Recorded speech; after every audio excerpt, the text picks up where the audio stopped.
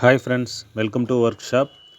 Friends, இப்போ நம்ம பார்க்குறது வந்து அதாவது வாட்ரு கூலரு. உள்ளே வந்து நமக்கு வந்து சைடு பாக்ஸில் ஐஸ் வரும். நம்ம உள்ளே வந்து வாட்ரு ஊற்றி இதில் வந்து பாட்டில் வந்து சில் பண்ணுறதுக்காக யூஸ் பண்ணுவாங்க. அதாவது பாட்டில் கூலர்னு சொல்லுவாங்க. இது ஓல்டு மாடல் இது. ஆனால் இது வந்து நல்லா ஹெவியாக ரெடி பண்ணியிருக்காங்க. இது வந்து ஒரு அசம்பிள்டு மாடல், எந்த ஒரு கம்பெனி டிசைன்மெண்ட் மாதிரி தெரில. ஆனால் இது வந்து இதில் இருக்கிற கம்ப்ரஸர் வந்து 511 கம்ப்ரஸரு எமர்ஷனில் நல்ல ஹெவியான கம்ப்ரஸர். கிட்டத்தட்ட 4.5 ஆம்ஸ் வரைக்கும் ரன்னிங்கில் எடுத்துக்குது. 1 டன் கம்ப்ரஸரை விட ஹெவியாக எடுத்துக்குது.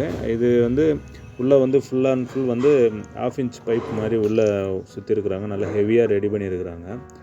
ரன்னிங்கே 25 UF கெப்பாசிட்டியில் ரன் ஆகிற மாதிரி கொடுத்துருக்குறாங்க. இதில் வந்து டியூல் கேப்லர். இது கேப்லர் சைஸ் அப்படின்னா நமக்கு வந்து 5 வருது, 0.5 சைஸ். இது அந்த சைடு வந்து 2 கேப்லர் வந்து ஒரே இதாக கொடுத்துருக்குறாங்க, அதாவது ஈக்குவலாக. அது எத்தனை அடின்றது வந்து நம்ம கட் பண்ணி அது எவ்வளோ மெஷர்மெண்ட் இருக்குதோ அதே லெவலில் வந்து நம்ம போடுறோம்.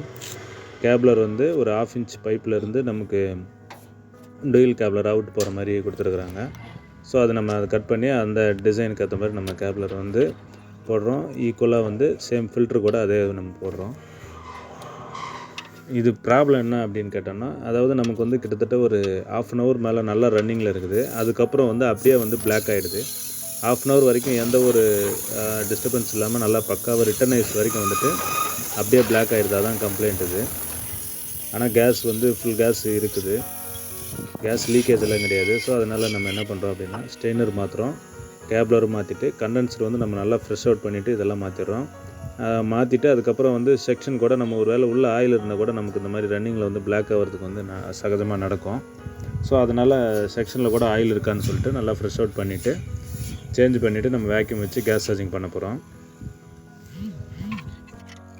கேப்லர் பைப் வந்து அப்படியே அந்த செக்ஷன் பைப்புக்கு ரொட்டேட் பண்ணியிருக்கிறாங்க. அப்படி கொடுக்கணுன்னு அவசியம் இல்லை, அது எதுவும் டிஸ்டர்பன்ஸ் இல்லாமல் அந்த இடத்துல கொடுத்துருக்குறாங்க. ஸோ கட் பண்ணி நம்ம வந்து லென்த்து வந்து மெஷர்மெண்ட் பண்ணுறோம், எத்தனை அடி இருக்குது அப்படின்ட்டு. தோராயமாக போடணுன்னா இந்த மாதிரி பாக்ஸுக்கு நம்ம வந்து தோராயமாக நம்ம ஆல்ரெடி போட்டது கிடையாது. அளந்ததில் எவ்வளோ வந்தது அப்படின்னா 4.5 ஃபீட்டு வந்தது. அதான் ரெண்டும் சேர்ந்து 9 அடி. ஆனால் நம்ம வந்து 2ஆக போடுறோன்றதுனால 4.5 அடி கொடுத்துருக்குறாங்க. அது சேம் அதே சைஸ் வந்து நம்ம போடுறோம். அதே லென்த்து வந்து நம்ம கேப்லர் போடுறோம். இது வந்து ஸ்டார்டிங் பைப்பு உள்ள.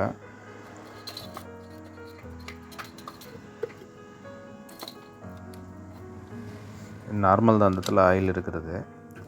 அது ஒன்றும் கம்ப்ளைண்ட்டு கிடையாது. ஆயில் மாமூலாக இருக்கும். ஏன்னா கேஸ் ஃப்ளோயிங்கில் அது கூட ஆயில் கூட நமக்கு மாமூலாக வந்து ஃப்ளோ சேர்ந்து தான். டூயல் கேப்லரு. இது வந்து ஃபில்ட்ரு வந்து நமக்கு 1/2 இன்ச்சு சைஸ் வந்து இன்புட்டு, அவுட்புட் வந்து 2 டூயல் கேப்லராக போகிற மாதிரி இருக்கும்.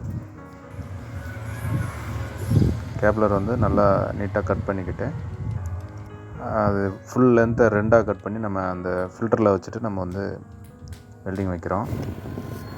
அதுக்கு முன்னாடி வந்து கண்டென்சர் வந்து ஃப்ரெஷ் அவுட் பண்ணிவிட்டு, ஒருவேளை அதில் எதாவது டஸ்ட் இருக்கா இல்லை ஒருவேளை ஆயில் இருக்குதா எல்லாம் பார்க்குறோம். ஆனால் நல்லா பர்ஃபெக்டாக வருது கண்டென்சரு. ப்ரெஷரும் சரி, எங்கேயும் எதுவும் டஸ்ட் வந்த மாதிரி இல்லை, ஆயில் வந்த மாதிரி இல்லை.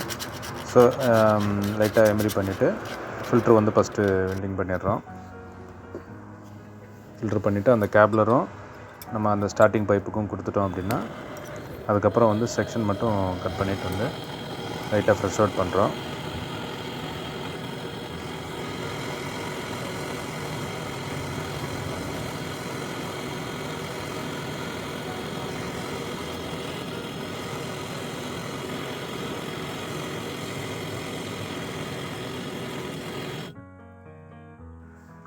ஃபில்ட்ரு பண்ணியாச்சு. இந்த இது வந்து நம்ம வந்து ரோல் பண்ணிக்கிறோம். அவங்க சுற்றின மாதிரி நம்ம கொடுக்கல, நம்ம ஆர்டினரி எப்பவும் பண்ணுற மாதிரி கொடுக்குறோம்.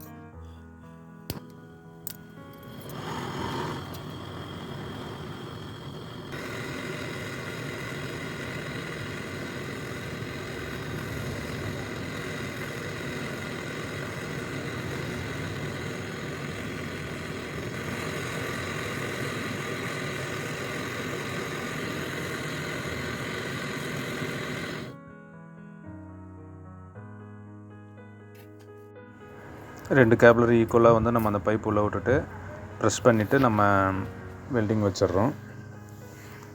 அட்லீஸ்ட் ஒரு 1.5 இன்ச்சாவது உள்ளே விடணும் மேலே.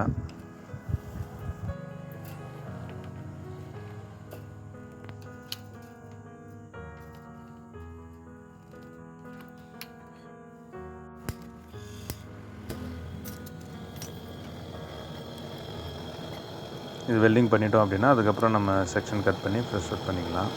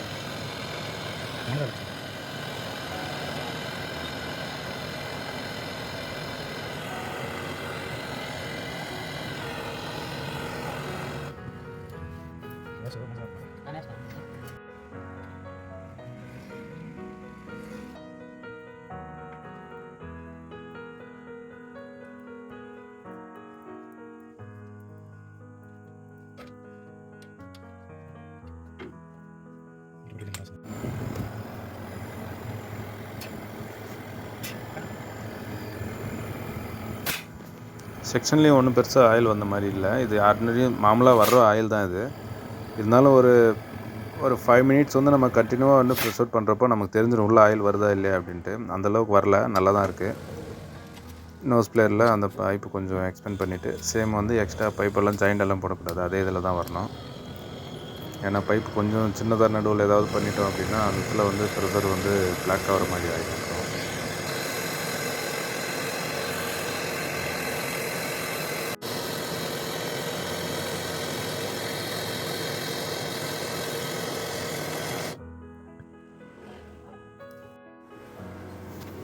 வேக்யூம் வந்து ஒரு 15 நிமிஷம் இல்லை 20 நிமிஷம் வந்து வைக்கணும்.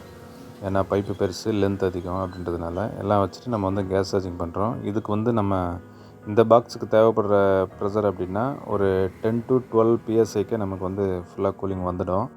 கம்ப்ரஸர் தான் அவ்வளோ ஹெவி. இது மாமூலாக வந்து இந்த டெட் பாடி பாக்ஸுக்கு வந்து வச்சுருப்பாங்கள்ல, அந்த மாடலில் வந்து டிசைன் பண்ணியிருக்காங்க. ஆனால் அதில் கூட வந்து இப்போ இந்த கம்ப்ரஸர் இந்த மாதிரி ஹெவி கம்ப்ரஸர்லாம் கிடையாது. இப்போ ஏற்றின கேஸ்க்கு நமக்கு 2 சைடு கம்ப்ளீட் ஆகி 3ஆவது சைடு போகுது. அதுக்கப்புறம் கீழே அந்த ஷீட்டில் கூட வந்துடும் ஐஸ் மொத்தம்.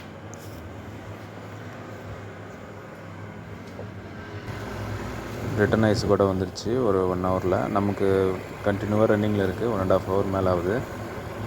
நமக்கு இதுக்கு முன்னாடி இருந்த கம்ப்ளைண்ட்டு 1/2 ஹவருக்கு ரிட்டன் ஐஸ் வந்து பிளாக் ஆச்சு. இப்போ நமக்கு 1.5 ஹவர் மேலே போயிட்டுருக்கு, நல்லா ரன்னிங்கில் இருக்குது. எங்கேயும் பிளாக் எதுவும் இல்லை, பக்காவாக நீட்டாக ஐஸ் வந்துருக்கு நமக்கு உள்ள.